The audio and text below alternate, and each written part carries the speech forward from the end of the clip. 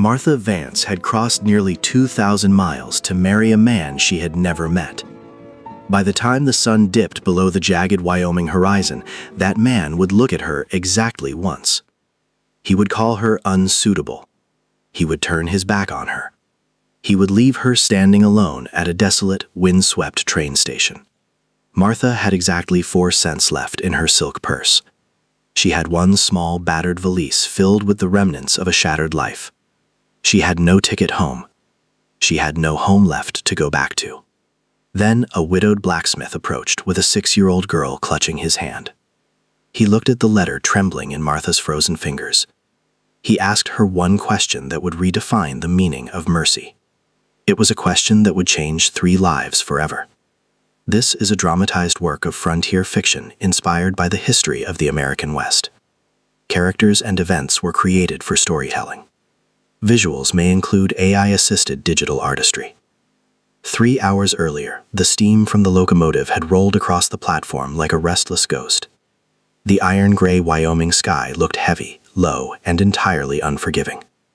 It was October of 1888. The air in Rock Springs carried the sharp, metallic bite of coal dust and the coming winter. Martha stepped down from the train in a navy blue wool dress. She had sewn every inch of it herself by the flicker of a single tallow candle in Ohio. Every stitch was a desperate hope for a new beginning. Every seam was a silent prayer for the man she knew only through ink and paper. She was only 22 years old, but her eyes carried the weight of a woman of 60. The 1880s had been a decade of slow, agonizing ruin for the small farmers of the Midwest. Years of poor harvests and blistering droughts had swallowed her family's legacy. Falling crop prices had turned every acre of soil into a mountain of debt. Her father was a man who believed the next harvest was always the savior. He believed the rain would eventually answer his call. The savior never came. His heart finally gave out in a flooded drainage ditch during a late summer storm. Martha had been the one to find him. His hands were still locked around the wooden handle of a rusted shovel. He died trying to save a crop that the bank had already claimed. After the funeral, the creditors arrived like vultures to a carcass. Martha watched an auctioneer sell the very table where she had learned to read her first words. She watched them lead away the milk cows she had named as a child. She watched strangers finger her mother's wedding lace with dirty, greedy hands. With no dowry, no kin, and no future, Martha turned to the only flicker of light left. She answered an advertisement in the back of the matrimonial news. The paper was wrinkled and smelled of stale tobacco and desperate dreams. "A gentleman of means in the West seeks a bride of character," the ad read. "Must be willing to build a home in the untamed Wyoming territory." Arthur Peneligan was the man who had written those grand, sweeping words. He had sent Martha a one-way train ticket and a promise of stability. His letters were filled with the arrogant pride of a self-made mining mogul. He wrote about his vast success in the coal veins of the Union Pacific Railroad. He wrote about a mansion with warm hearths and a name that commanded respect. Their first meeting was set to take place beneath the iron station clock. Arthur was supposed to be waiting when the final whistle blew. Rock Springs was a town built on the grit of coal, the strength of iron, and the salt of sweat. The streets were permanently blackened by the constant soot of the thundering locomotives. Miners with soot-stained faces crossed the platform like shadows returning to the earth. Freight wagons rattled through the deep, frozen mud of the main thoroughfare. It was a rough, violent place for a woman to be alone. It was a place where people came either to vanish or to be born again. Martha checked the gold pocket watch pinned firmly to her bodice. It was her father's watch. It was the only piece of her history she had refused to let the auctioneer take. Arthur was 40 minutes late. Martha told herself there had been a legitimate, unavoidable delay. Perhaps a carriage wheel had shattered on the Rocky Mountain Pass. Perhaps urgent business at the mine had demanded his immediate presence. She repeated these excuses to herself until they started to sound like lies. The platform slowly emptied of its life and noise. Families embraced with tears of relief and exhaustion. Workers vanished into the gray, thickening fog of the afternoon. One by one, every passenger was claimed by someone waiting in the cold. Everyone was claimed, except Martha Vance. The sun began to sink beyond the barren ridges surrounding the coal town. The station lamps flickered to life, casting long, distorted shadows. The wind began to howl through the wooden rafters like a wounded animal. The cold air slipped beneath her wool dress like a sharpened steel blade. She tightened her grip on Arthur's final letter, her knuckles white.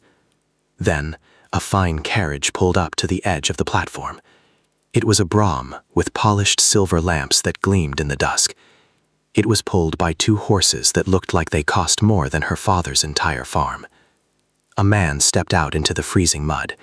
He did not move like a man who was eager to meet his future. He wore a long coat with a heavy, opulent collar of dark fur. His hat was tall, black, and perfectly blocked. His boots were made of the finest, supple leather that had never known a day of real labor. This was Arthur Penhaligon. He did not rush toward her with open arms or a warm greeting. He did not smile at the woman who had traveled 2,000 miles to see him. He walked toward her with a slow, cold, and calculated gait. Martha felt a chill that had nothing to do with the Wyoming wind. It was a coldness that started in the very marrow of her weary bones. "Mr. Penhaligon," she whispered. Her voice sounded small and fragile against the vastness of the plains. He stopped 3 feet away from her.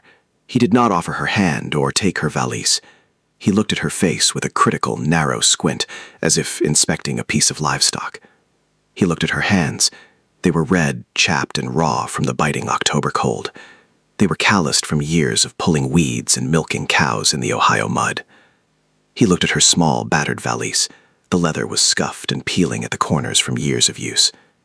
"You are smaller than your photograph suggested," he said. His voice was dry, clipped, and entirely devoid of human warmth. "I have traveled a very long way, sir," Martha replied. She tried to keep her chin high, even as her heart began to sink. She ignored the uncontrollable trembling in her tired knees. "The journey was hard on the body and the spirit, but I am here." Arthur leaned in closer, invading her personal space with an air of superiority. He smelled of expensive tobacco and a life of unearned comfort. Everything about him felt cold, sharp, and carefully controlled. "I did not send that ticket because I needed another servant," he said. "I already have a full staff for the heavy labor and the cleaning. I expected a wife who could represent my position in this territory." He looked at her hand-sewn navy dress with visible, biting disdain. "You do not look like the woman I imagined from your letters."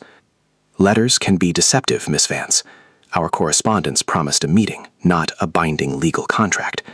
I am ending this arrangement here and now. You will have to make other plans for your evening." The words hit Martha harder than a physical blow to the chest. She felt the blood drain from her face as the world seemed to tilt. "Wait," Martha cried out, her voice cracking. She stepped forward, reaching out into the freezing, empty air. "I have nowhere else to go, Mr. Penhaligon. I sold my father's land to settle his debts. I sold every piece of furniture I owned just to reach this station. I have exactly 4 cents in my purse."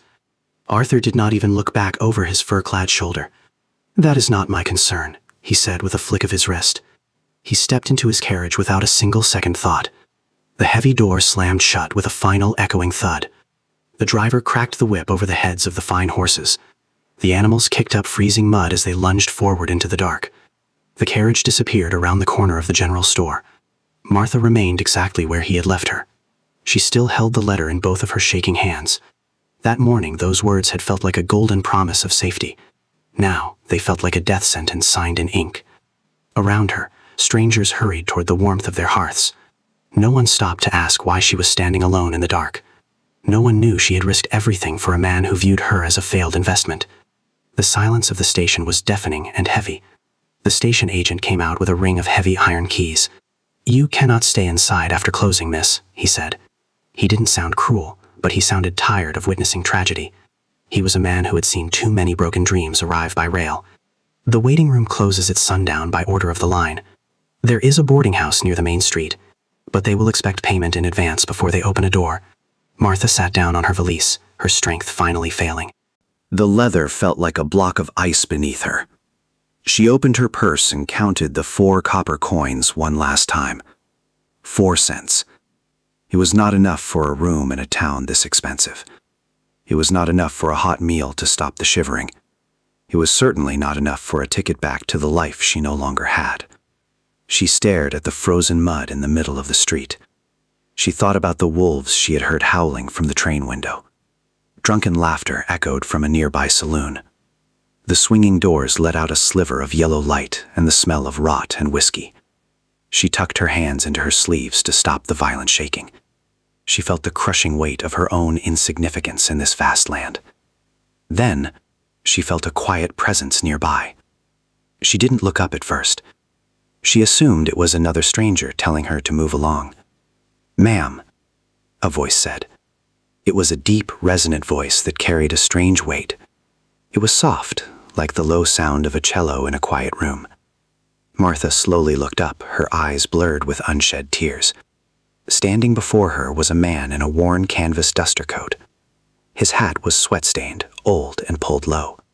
His face was tanned a deep brown by the high-altitude Wyoming sun. His eyes were a warm, honey brown, filled with a quiet intelligence. Next to him stood a small girl with a face like a porcelain doll. The girl was maybe 6 years old. She had tangled blonde hair that desperately needed a mother's brush. She was clutching a rag doll that had been worn soft by years of love.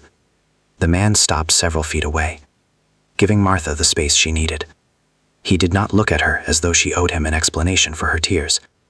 "My name is Caleb Thorne," he said. "I run the forge near Bitter Creek, and this is my daughter, Lily." Martha gave a weak, trembling nod of her head. "I'm Martha Vance." Caleb glanced at the darkening, bruising sky overhead. The first hard flakes of snow had begun to fall from the clouds. Then he asked the question that changed everything. "Ma'am, do you have somewhere safe to sleep tonight?" Martha tried to answer, but her throat felt like it was filled with glass. No words would come to her rescue. She simply looked down at the 4 coins resting in her palm. Caleb understood the silent language of poverty and pride. He removed his heavy canvas coat. He placed it beside her on the bench without touching her shoulders. "I have a cabin 3 miles outside of town," he said. "There is a small room with a door that locks from the inside. You may stay there tonight and find your bearings. In the morning, I will bring you wherever you choose to go." Martha looked up at him, searching for the catch in his offer. Why would you do that for a total stranger? Caleb looked toward the road where Arthur's carriage had vanished. "Because one man's cruelty does not give the rest of us permission to look away." His voice remained calm, steady, and terrifyingly honest. "Tonight I am offering only a warm room and an honest supper. You will owe me nothing when the sun rises. You will be a guest in a house that desperately needs a bit of light." Martha looked at the little girl standing in the cold. Lily reached out a small, soot-smudged hand toward her. She touched the delicate, hand-sewn lace on Martha's collar. "Pretty," the girl whispered with a tiny, shy smile. Martha felt a massive lump form in her throat. For the first time since Arthur's rejection, Martha felt seen rather than judged. "Let us get you out of this cold," Caleb said. "The weather is turning for the worse very quickly. Tomorrow, when the road is clear, you may decide what comes next." Caleb's wagon was old and weathered, but it was sturdy. The wheels were reinforced with thick iron bands he had forged himself. They drove through the winding, muddy streets of Rock Springs. The town was a chaotic maze of wooden shacks and coal heaps. The cabin was nestled in a grove of skeletal cottonwood trees. It was a house that had gone much too long without a woman's care. Inside, it smelled of dry wood smoke and wild mountain herbs. Caleb showed Martha the small room just beside the kitchen. It was a humble space, but it was dry and smelled of pine. There was a narrow bed with a clean wool blanket and a washstand. There was a simple wooden latch on the inside of the door. Caleb placed her battered valise gently beside the bed. "You may lock it whenever you wish," he said. Martha looked at that simple wooden latch. That latch gave Martha something Arthur Peneligan never could. It gave her dignity without demanding a single thing in return. Martha did not sit idle when the sun rose the next morning. She took off her navy coat and rolled up her sleeves. She found an old broom and began to sweep the coal dust from the floor. She found a needle and thread in a rusted tin on the mantel. She sat Lily down on a small wooden stool by the warmth of the fire. "Let's fix those missing buttons, shall we?" Martha said softly. Martha's fingers flew through the fabric with practiced, graceful movements. She had spent her entire life fixing things that others had thrown away. In 10 minutes, the little girl's coat was whole and strong again. Lily studied the neat row of white bone buttons with wonder. Then she looked at Martha with the piercing, raw honesty of a child. "Are you going to be my new mama?" she asked. Martha's hand stopped abruptly over the final tiny stitch. For a moment, the room became deathly, painfully still. She looked at Caleb, who was standing silently in the doorway. He seemed as startled by the question as Martha was. Martha lowered her eyes back to the coat in her lap. "I do not know what tomorrow will bring, Lily," she said. "But tonight, I can make sure you are warm and safe." A single tear slipped from Martha's cheek and hit the fabric. It darkened the wool of the child's coat like a drop of rain. Lily leaned forward and wrapped both arms around Martha's neck. Caleb turned toward the fire, hiding the emotion in his eyes. The days slowly became weeks as the autumn deepened. October faded into the biting winds of November. By Christmas, Martha no longer felt like a guest in Caleb's cabin. She knew where he kept every tool and every scrap of iron. She knew which old hymn helped Lily fall into a peaceful sleep. And Caleb had learned that the sound of Martha moving through the kitchen made the house feel alive. They were two strangers sharing the brutal labor of frontier survival. Caleb never once treated Martha's work as a debt she owed him. Each Saturday, he placed a small envelope of wages on the wooden table. The first time he did it, Martha tried to push it back toward him. "You have already given me a roof, a fire, and a family," she said. Caleb shook his head firmly, his eyes locked on hers. "A roof does not purchase the time of a woman's life. Your labor belongs to you and you alone, Martha. It is your independence, and I will not take it from you." Martha kept the envelope tucked safely in her valise. That night, she cried quietly behind her locked wooden door. Arthur Peneligan had looked at her hands and seen a peasant. Caleb Thorne looked at the same hands and saw a partner. One evening, as the wind began to howl, Caleb spoke of his late wife. Her name had been Anna, a woman of the high mountains. She had died 3 winters ago from the sudden, cruel mountain fever. Caleb had been holding her hand when the light finally left her eyes. "I promised her Lily would always be loved and protected," he said. "But some days I have barely known how to keep that promise. A man can provide wood and meat, but he cannot provide grace." Martha did not offer him empty, easy comfort or platitudes. She simply placed her hand near his on the rough-hewn table. "You kept waking up for her every single day, Caleb," she said. "Sometimes that is the bravest, most difficult form of love there is." Caleb looked at her for a long, silent time. The orange firelight danced in the amber depths of his eyes. Gossip travels fast in a town as small and isolated as Rock Springs. Even in the middle of a brutal, soul-crushing winter, people talk. A woman named Mrs. Gable cornered Caleb in the general store. "It isn't proper, Caleb Thorne," she whispered loudly for others to hear. "A young woman living out there without a gold ring on her finger. You're setting a scandalous example for that poor motherless child." Caleb did not flinch, and he did not look away from her glare. "Martha Vance is a woman of unmatched iron honor," he said. "She has her own room, her own life, and her own wages. She is free to leave the very moment the snow clears the pass. If your version of proper means letting a woman die in the cold, then I will choose my shame every single day of the year." But the biting words eventually reached the ears of the cabin. One night, Martha spoke up as she worked on a heavy quilt. "Maybe I should move to the boarding house in town," she suggested. "I don't want my presence here to tarnish your good name, Caleb." Caleb stopped repairing a leather harness and looked at her. She was sewing a quilt from scraps of his old, worn work shirts. "Do you truly want to leave this house, Martha?" he asked. Martha looked at the dancing flames in the hearth. She looked at Lily, who was dreaming of the first flowers of spring. "No," she said softly, her voice barely a whisper. "This cabin feels more like home than Ohio ever did in my youth. I have finally found a purpose and a place here." Caleb stood up and walked over to her worn wooden chair. He knelt in the dust by her side, reaching for her hand. "I see a woman of incredible quiet grace in you," he said. "I see a woman who saved my daughter's wounded heart. And if I'm being honest with myself, you saved mine too." He pulled a small, simple band of silver from his duster pocket. It was a ring he had forged himself from a silver dollar. "I did not want to ask until I knew it was your choice to make. I am a blacksmith, Martha, not a man of great wealth. I cannot give you the silks Arthur Penelagan once promised. but I can promise you will never be left waiting at a station again. I am not asking you to forget the man who abandoned you. I am asking you to let me be the man who stays. I will stand beside you in every hard season life brings." Martha felt the hot tears finally spill over her cheeks. She held out her calloused, hard-working, beautiful hand. The silver ring was cold from the room's air, but on her hand it felt warm with the weight of a true promise. Before he could slide the ring on, Lily woke from her nap. The little girl hurried across the floor in her white nightshirt. She wrapped her small hand around Martha's trembling fingers. "Does this mean you can stay with us forever?" Lily whispered. Martha looked at the child who had become her entire world. "For as long as you both want me," Martha replied. "No," Lily said. "For as long as you want us." That was the moment Martha truly understood the power of choice.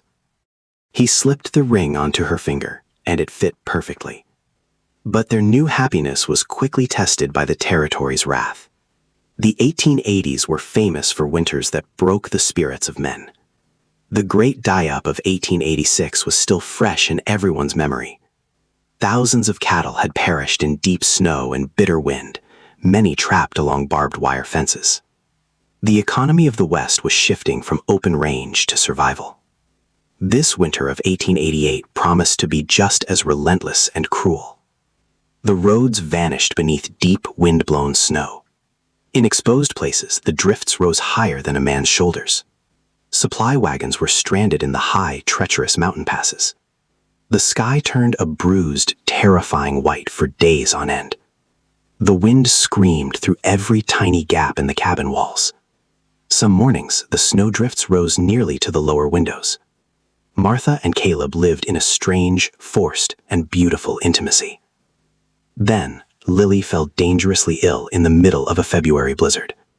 It started with a dry, haunting rattle in her small, delicate chest. Within hours, her entire body was burning with fever. Caleb was frantic, his steady hands shaking for the first time. "I'll go for the doctor in town," he said, wrapping a scarf tight. "The wind is rising to a gale," Martha warned, holding him back. "You may lose the landmarks and wander into the white." "I won't lose my daughter to this fever," he vowed with fire. He disappeared into the solid white wall of the screaming storm. Martha was left alone with a dangerously ill child and a fading fire. She did not allow herself the luxury of panic or tears. She boiled water with pine needles and handfuls of dried mint. She made a steam tent over the bed with a heavy linen sheet. She did not close her eyes for a single second that night. She gathered a gathery wool blanket in the house to trap the heat. She wrapped Lily in the quilt she had made from Caleb's shirts. Then Martha lay down beside the child to give her her own warmth. "Please," Martha whispered into the dark, shadowed rafters, "don't take the only light left in this house." In the deepest, darkest part of the night, the door burst open. Caleb stumbled in, a frozen ghost covered in a crust of ice. A long hemp rope connected Caleb's horse to the doctor's saddle. They had followed fence posts and the frozen creek bed. Both men were on the very verge of collapse from the cold. The doctor rushed to the bedside, his hands numb and blue. He checked Lily's pulse and listened to the struggle in her lungs. Lily's breathing was still weak, but the fever had begun to break. "The warmth and steam helped keep her breathing until we arrived," the doctor said. "You gave her a fighting chance, Miss Vance." Caleb crawled to the edge of the bed and took Martha's hand. "Thank you for staying," he sobbed into her lap. "Thank you for not giving up on us when the world went white." On the first clear, blue Sunday of April, they were finally married. The Wyoming mountains were shedding their white winter coats. The snow melted into rushing, violent, and life-giving creeks. Martha wore the same navy blue wool dress from the train station, but it no longer felt like the dress of a rejected, broken woman. It was the armor of a woman who had fought for her own family. Lily stood between them, holding a bundle of yellow wildflowers. "She's ours now," the child whispered loudly to the minister. Caleb's voice broke as he recited his handwritten vows. "I cannot promise you an easy road or a life of luxury," he said, "but I promise you will never walk a single mile of it alone." Martha looked at the man who had seen her worth in her lowest hour. "I crossed the country hoping to be chosen by a stranger," she said. "Now I know that true love is the freedom to choose back. And I choose this life, this forge, and this man." For the first time, family wasn't a memory of what she had lost. It was a reality of who was standing right in front of her. The world was beginning to bloom in the high mountain valleys, but one final shadow appeared on their sunny horizon. Arthur Peneligan's carriage pulled up to the gate of the forge. His business empire had begun to crumble under the weight of ego. A series of mine collapses and bad debts had finally ruined him. His fine clothes were dusty, and his eyes were hollow and dark. He had heard that the woman he threw away was a pillar of the town. He had heard she was the heart of the most successful forge around. He realized, too late, that he had discarded the only thing of value. "Martha," he said, tipping his hat with a trembling, weak hand, "I have come to offer you a formal, public apology." "My house is silent, and my life feels empty," he admitted. "I heard you had married the blacksmith," Arthur said. "But a marriage made from desperation can still be undone. Leave this place, Martha. I can give you the life you were meant to have." Martha did not stop pinning the wet laundry to the wire line. She turned and looked him straight in his hollow, selfish eyes. "Mr. "Penhaligon," she said, her voice like ringing iron. "When you looked at me, you saw a beggar with 4 cents. When Caleb looked at me, he saw a woman of infinite worth. You looked at my calloused hands and saw a common servant. He looked at my hands and saw a partner for the journey." Arthur sneered, his old, ugly arrogance flickering for a second. "This man is nothing but a common blacksmith," he spat. "I can still give you a name that means something in this world." Caleb stepped out from the intense heat of the forge. He was covered in black soot and the salt of honest sweat. He rested his heavy iron hammer on the face of the anvil. He walked over and placed a protective hand on Martha's waist. "She already has a name, Penhaligon," Caleb said firmly, "and she earned it with her own courage and her own heart." Martha took Caleb's soot-stained hand into her own. "I have silk in my heart, sir," Martha told the broken mogul, "and you could never afford the price of a single thread of it. Please leave our land and do not return. You are not welcome in a house built on truth." Arthur looked at the two of them standing together. He saw a bond that all the wealth in Wyoming could never buy. He turned his horse and rode back toward the smoke-darkened coal town. He was never seen near the banks of Bitter Creek again. Behind them, the fire in the cabin burned steady, warm, and bright. Martha looked down at her simple hand-forged silver ring. It was a ring forged from heat, extreme pressure, and hope. Once she had prayed for a wealthy stranger to save her life. Now she understood that salvation is something you build yourself. Lily ran up from the creek, laughing in the golden sunlight. Caleb reached for Martha's hand as the sun began its final descent. "Do you remember the question you asked me at the station?" Martha whispered. Caleb smiled, his eyes full of the peace they had earned together. "I remember every single word of that night," he said. Martha looked at the distant, thin line of the Union Pacific Railroad. "Hearts are not mended by grand promises," she said. "They are mended by the people who stay when the storm comes." Caleb closed his strong, warm hand around hers. The train that brought her west was now a fading, distant memory. She was no longer a woman waiting for her life to finally begin. She was a wife who was loved for her strength. She was a mother who was needed for her grace. She was the mistress of her own destiny in a wild land. She was finally, truly home. And this time she had chosen it for herself, with her eyes open. The sun dipped below the Wyoming horizon in violet and gold. For the open forge came the sawed crackle of the banked fire. Martha listened to Lily laughing beside the creek.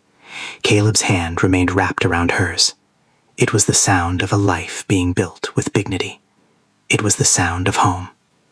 If Martha's journey touched your heart, tell us in the comments what home means to you.